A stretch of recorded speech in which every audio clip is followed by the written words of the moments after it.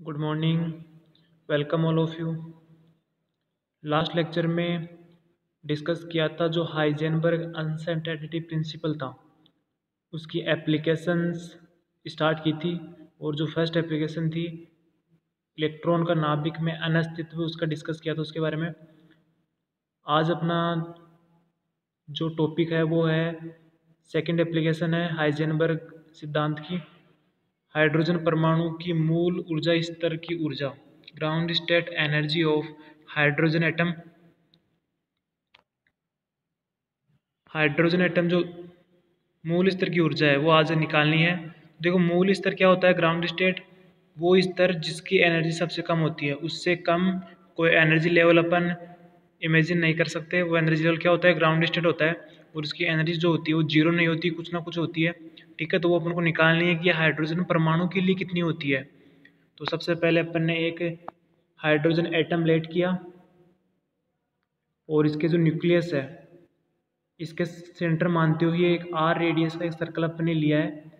और इस are radius के सर्कल में आपका इलेक्ट्रॉन जो है वो मूव कर रहा है। इलेक्ट्रॉन की स्थिति फिक्स नहीं है कि इलेक्ट्रॉन कौन सी कक्षा में है। तो इलेक्ट्रॉन की स्थिति में क्या है? अनिश्चितता है। और यह अनिश्चितता रेडियस की इक्वल होगी, क्योंकि आर रेडियस में इलेक्ट्रॉन कहीं भी रह सकता है। तो इस प्रकार इलेक्ट्रॉन की स्थिति में अनिश्चितता होती है। Del X is equal to R, radius की इक्वल हो जाएगी। और हाइजेनबर्ग सिद्धांत यूज करते हुए अपन अगर स्थिति में अनिश्चितता नॉन है तो आप मोमेंटम में अनिश्चितता निकाल सकते हो। ठीक है, तो हाइजेनबर्ग अनिश्चितता सिद्धांत से del X del P is greater than equal होता है एच कट बाई टू। लेकिन यहाँ कैलकुलेशन के लिए अपन सिंपल एच कट ले रहे हैं और इक्वल तो होता ही है। ठीक है, अब यहाँ पे डेल्टा पी आपको निकालना है, तो H cut upon del X का मान रख दो आर, तो ये हो गया एच कट अपॉन आर। यह आपका मोमेंटम में अनिश्चितता है। और जो अगर न्यूनतम संवेग जो होगा वो कम से कम इतना तो होगा ही, तो ये इक्वल हो जाएगा पी मिनिमम के। ठीक है, तो अब आपके पास संवेग आ गया।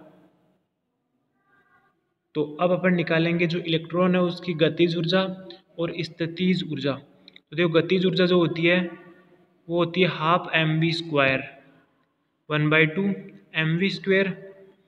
और अगर मोमेंटम की फॉर्म में लिखे तो ये हो जाएगा पी स्क्वायर बाई 2m, क्योंकि p होता है एम वी। ठीक है, और यहाँ p मिनिमम की वैल्यू आपके पास है, तो ये पुट कर दो, स्क्वायर करोगे इसका तो ये बन जाएगा H cut square upon 2mr square. ठीक है, ये हो गया आपका इलेक्ट्रॉन की गतिज ऊर्जा। इसके बाद में आती है कि जो इलेक्ट्रॉन है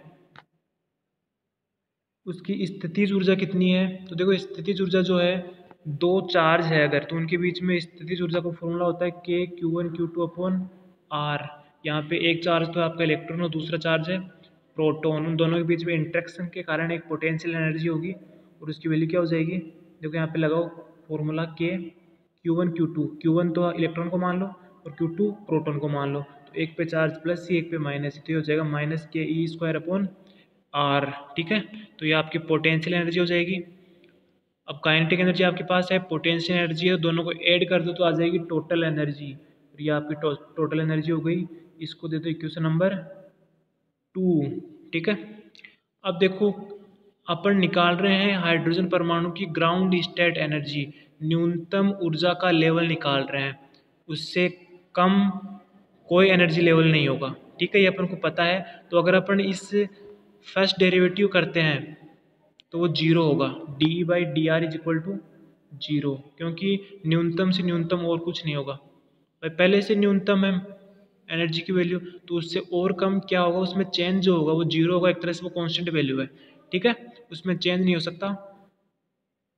तो जो ये डी बाई डी आर है, फर्स्ट डेरिवेटिव जीरो होगा, क्योंकि मूल स्तर की ऊर्जा क्या होती है? न्यूनतम होती है। तो यहाँ पे ई का मान रखो, ई का मान रखते हैं, ई का मान हो गया। इसका अपन को करना है आर के रेस्पेक्ट में डेरिवेटिव, फर्स्ट डेरिवेटिव और इक्वल जीरो करना है। देखो, डेरिवेटिव करेंगे तो यहाँ पे फर्स्ट टर्म में 1/r² दिख रहा है, तो 1/r² का डेरिवेटिव क्या हो जाएगा? आर स्क्वायर को ऊपर ले जाओ तो आर की पावर -2, तो एक्स की पावर एन से एन एक्स की पावर n-1, तो इससे हो जाएगा ये -2/r³ बन जाएगा। ठीक है, और सेकेंड टर्म में 1/r है, तो 1/r का डेरिवेटिव हो जाएगा -1/r²। तो ये -1/r², तो माइनस माइनस प्लस हो जाएगा। तो यहाँ से अगर आप इसको एक टर्म को जीरो की तरफ लेके जाते हो तो उसके बाद में कुछ टर्म कैंसिल हो जाएगी और उसके बाद में आप यहाँ से स्मॉल आर का मान निकाल सकते हो। तो उसका मान आता है एच कट स्क्वायर अपॉन के एम ई स्क्वायर। देखो यहाँ पे एच कट कॉन्स्टेंट है, के एम ई सारे कॉन्स्टेंट है। अगर इनको एक कॉन्स्टेंट मान लेते हो ए नॉट और ये वैल्यू रखते हो तो उसकी वैल्यू जो आती है वो आती है 0.53 एंगस्ट्रम।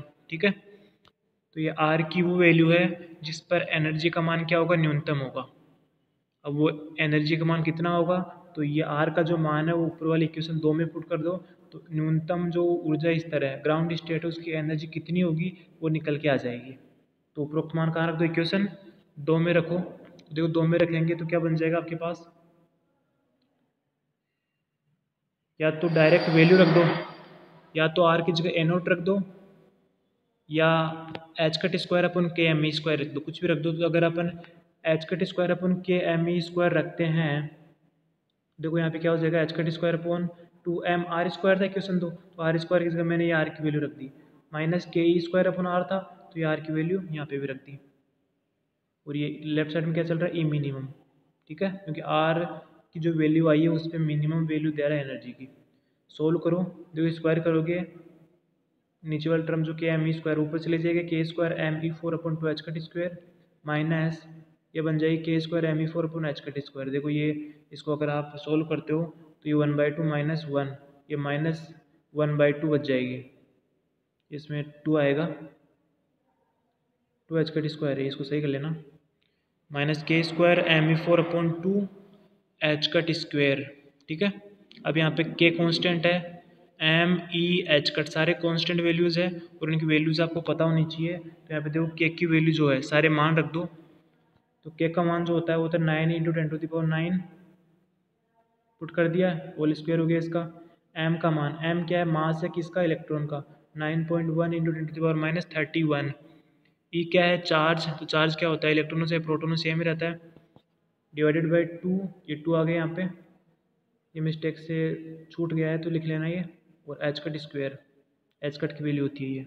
अगर इसको आप सिंप्लीफाई करते हो, सोल्व करते हो तो आपके पास जो वैल्यू निकल के आती है वो आती है 2-2.174 × 10⁻18 जूल, ये आ जाएगी। ये जूल में आ गई क्योंकि एनर्जी है तो जूल में ही आएगी।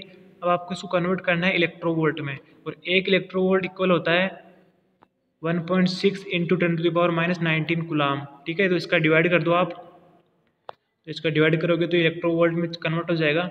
और इसको सोल्व करते हो तो आपके पास जो वैल्यू आती है वो आती है -13.6 इलेक्ट्रोवोल्ट। यह आपका जो हाइड्रोजन परमाणु है उसकी ग्राउंड स्टेट की एनर्जी है, वो लेवल जिसकी एनर्जी सबसे कम होती है इतनी होती है -13.6 इलेक्ट्रोवोल्ट। ठीक है, और यहाँ पे नेगेटिव साइन जो है वो एटम की स्टेबिलिटी, स्थायित्व को प्रदर्शित कर रहा है। तो ये आज का अपना टॉपिक था, इसमें अपन ने हाइड्रोजन परमाणु लिया, उसमें न्यूक्लियस को सेंटर मानते हुए आर रेडियस का एक सर्कल लिया, उसमें इलेक्ट्रॉन कहीं भी हो सकता है, तो उससे अपन ने स्थिति में अनिश्चितता निकल के आई, और हाइजेनबर्ग सिद्धांत यूज करते हुए मोमेंटम में अनिश्चितता निकाली, और उसके बाद में काइनेटिक एनर्जी, पोटेंशियल एनर्जी निकाल के टोटल एनर्जी निकाली, और जो मिनिमा का जो फॉर्मूला होता है फर्स्ट डेरिवेटिव 0 वो लगाया, तो वहाँ से आर का मान आ गया जिस पर एनर्जी न्यूनतम होगी, और कितनी होगी तो वापस पुट कर दो आर का मान, तो वो एनर्जी निकल के आ जाएगी, और वो इक्वल होती है -13.6 इलेक्ट्रोवोल्ट। ठीक है, थैंक यू।